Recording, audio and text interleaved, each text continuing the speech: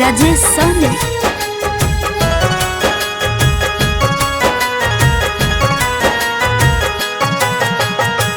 तोरा बिन माई कैसे लगी हमरो मनावा, तोरा बिन माई कैसे लगी हमरो मनावा।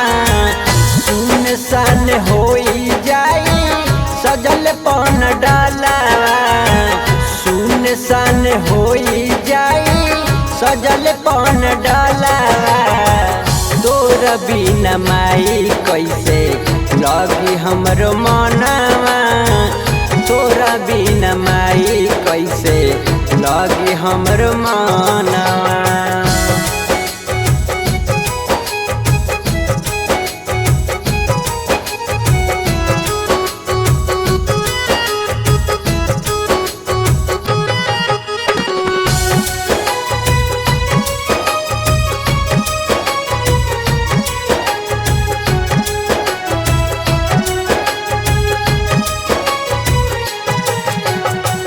कोइली पुजाई तोहर असरा लगाई के, तबे कहे जात बड़ू बेटा के रुआई के।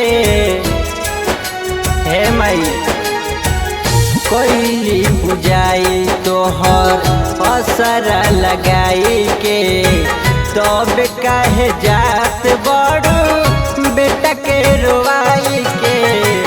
नव दिन बरत रहली नावरे दियानावा, तोरा बिन माई कैसे लगी हमरो मनावा, तोरा बिन माई कैसे लगी हमरो मनावा।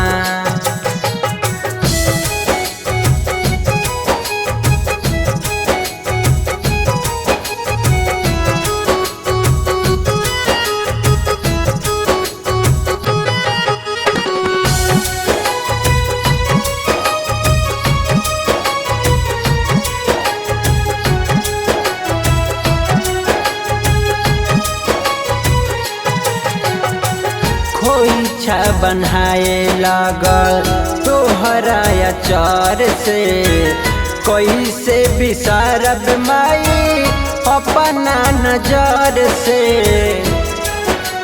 हे माई खोइछा बनाए लागल तोहरा अचार से, कैसे बिसारब माई अपना नजर से। जुगे से सूरज के घोटाई नहीं खानावा, तोरा बिन माई कैसे लगी हमरो मनावा, तोरा बिन माई कैसे घोटाई हमरो खानावा।